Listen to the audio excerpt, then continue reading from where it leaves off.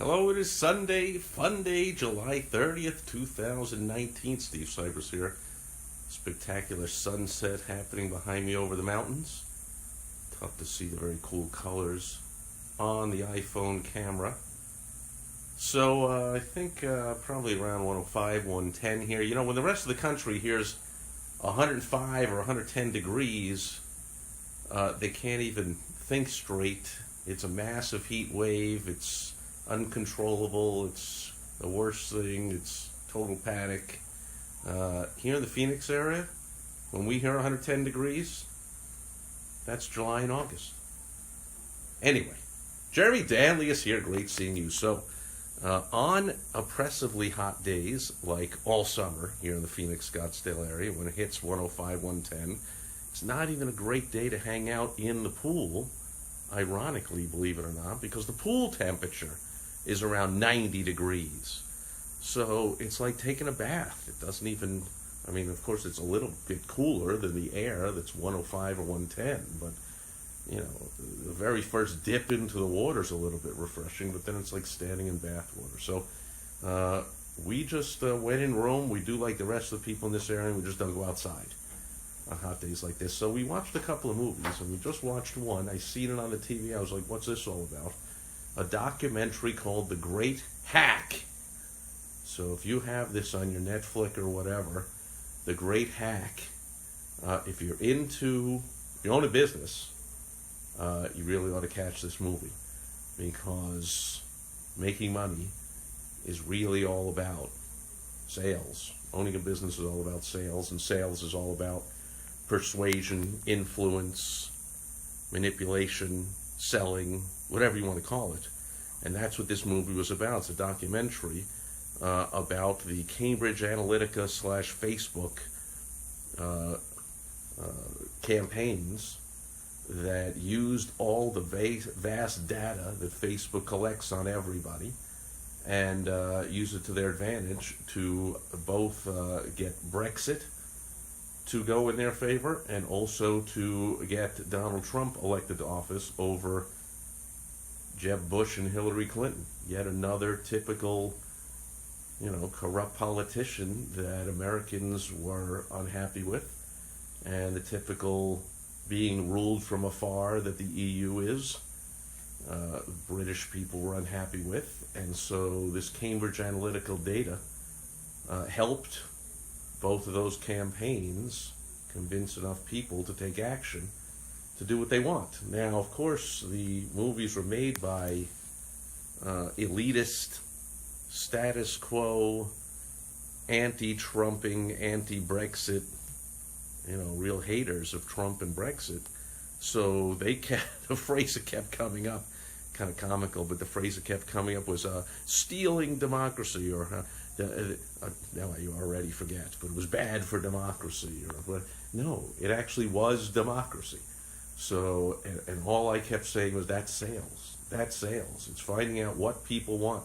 They mentioned a term called psychographics that all my clients know well, and even prospects or people who go over to helpfromsteve.com and get help from me with your sales, marketing, advertising efforts, because I'm always talking about psychographics, how people think.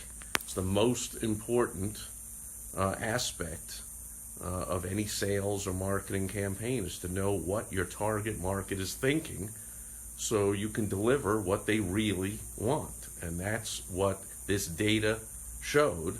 When they were able to gather it from Facebook, they could find out what people really want, and then they would post ads and put up groups on Facebook and all kinds of stuff triggering what people really want. Now, of course, the snowflake, anti-Trumping, elitist, status quo, globalist lovers claiming that's stealing democracy, or somehow they were, even the quote whistleblower, the woman who's the kind of the star of the documentary, who, regretted her time of bringing on board the Trump campaign and all that kind of stuff, and like, now I regret it. But even when they challenged her, and they said, well, isn't that like stealing the democracy, and like, twisting people's minds, and and getting them to do, what they didn't want to do. And she was like, yeah, no, not really.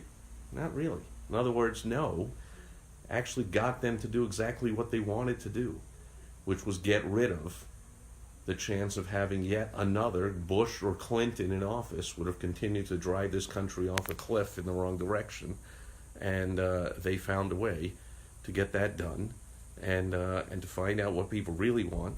And then through very smart marketing and advertising, they appealed right to those psychographics, right to those base fears and desires of people, mostly fears. You hear me talk about that a lot too. Fear being the most powerful motivator. Again, the snowflakes who live in a what-if world and wish everything was rosy and cheery and beautiful and nice.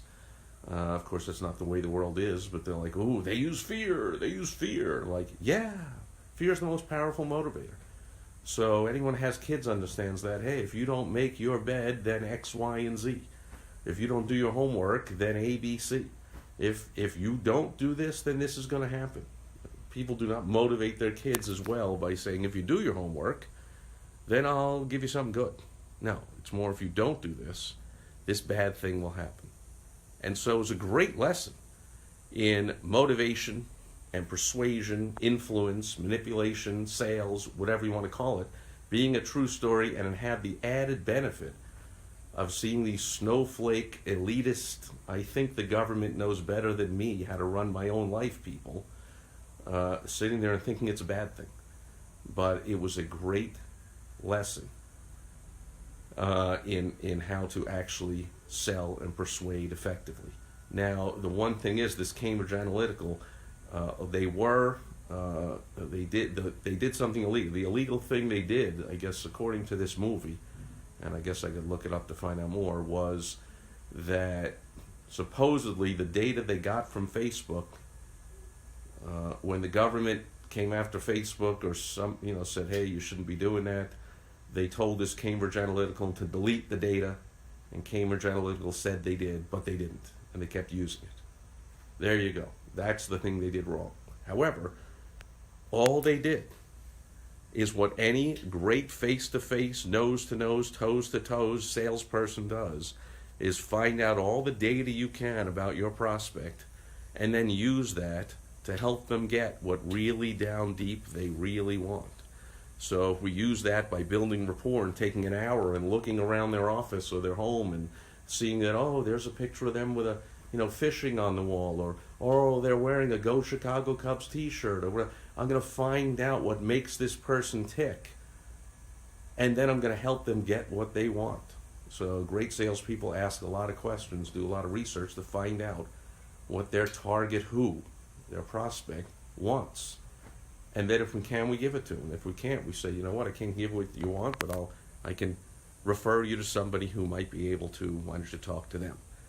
With data coming from Facebook, where all of us that use Facebook voluntarily give away all of our deepest desires, wants, fears, things we like, things we dislike, we give away our psychographics. Just makes it easier.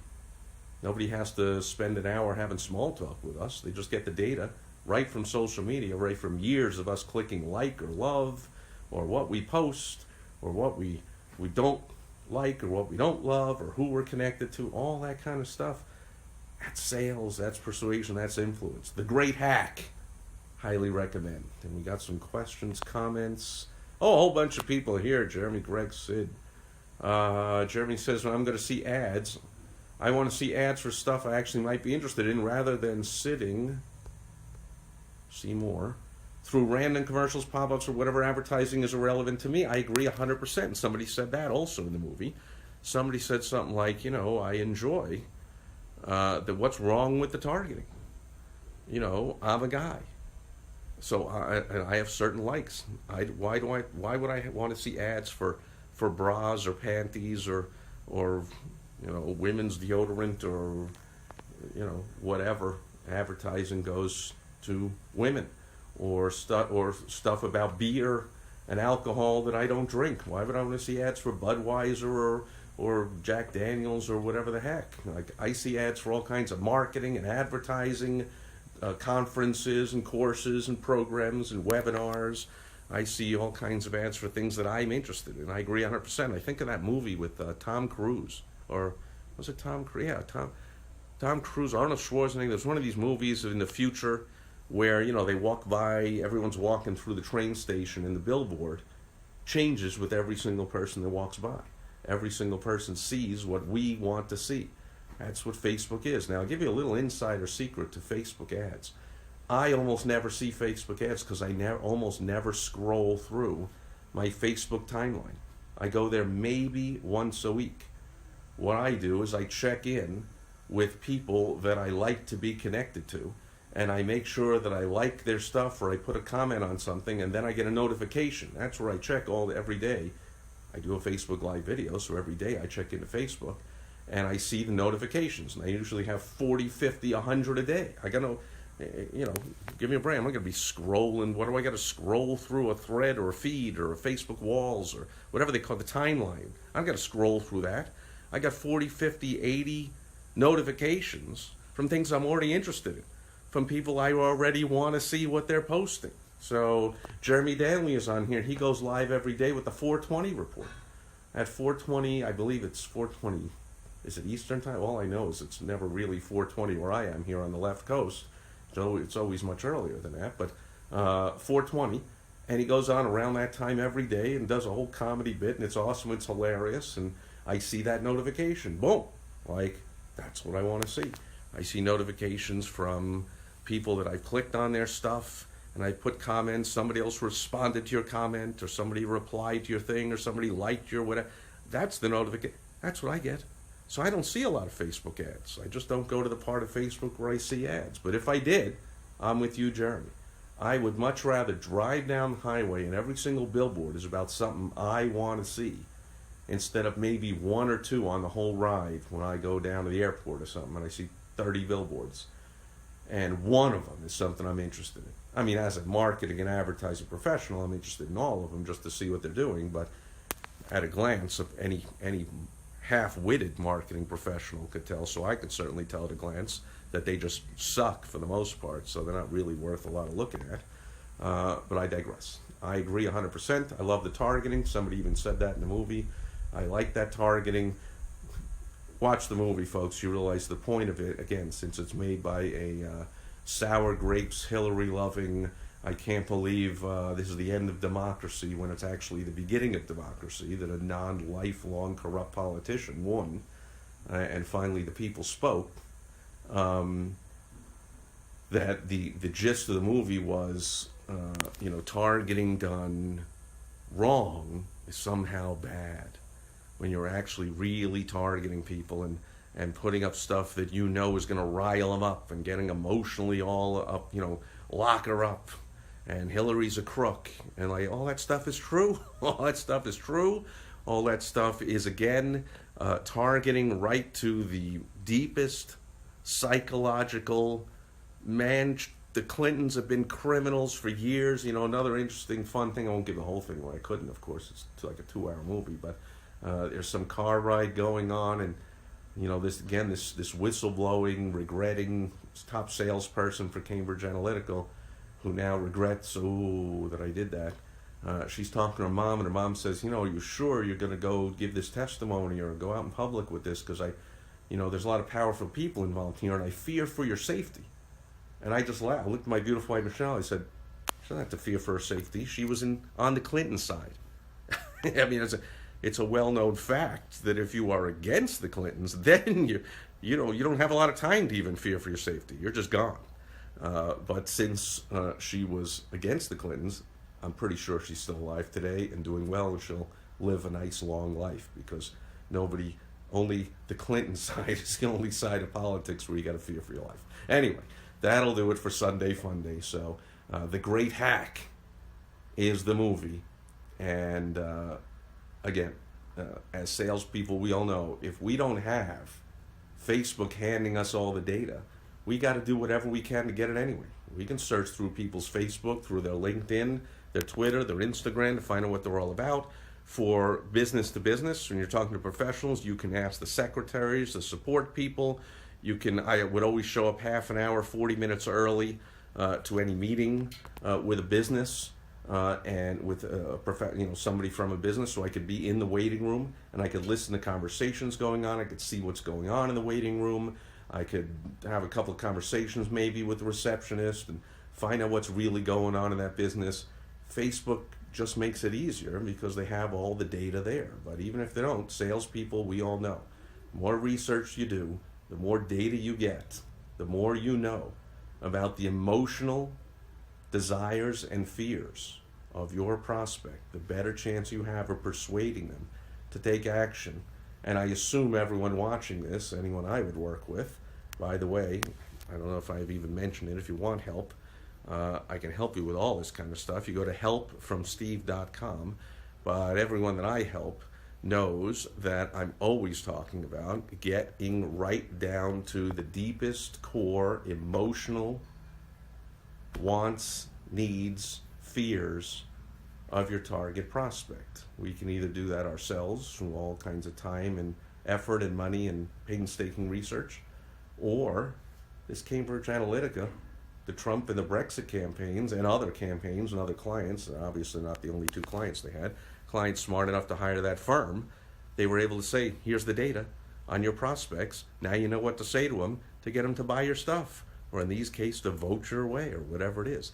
That's the job. That's the bottom line job of everyone as a business owner. That is your job, Mr. or Ms. Business Owner out there. Or maybe you're a Ms. identifying as a Mr. who's transitioning to a X and a they and a he and a she and a however many genders there are. This is our basic job as a business owner, is to find out the deepest emotional desires and fears of our target market, and then to offer them solutions that make them feel better. The great hack, very cool, very real story. You just have to overcome all the snowflake, it's the end of democracy BS, when it's actually proof that democracy actually still exists. But that's my recommendation for today. So if it's 105 or 110 wherever you are, maybe you also don't go outside. You can see my head is glistening. Only been out here about 10 minutes, and it's after 8 o'clock at night, and I'm sweating already because it's still over 100 degrees. So I'm heading back inside. You stay cool as well, and I'll be back tomorrow as the sun sets over the mountains behind me. I'll be back on Direct Mail Monday. Thanks, Jeremy. Anybody else put a comment, question, concern, issue, argument, say you hate me, whatever you want to do, put it in a comment below. I always respond when appropriate. I'll catch you tomorrow on Direct Mail Monday. Over and out. Bye-bye.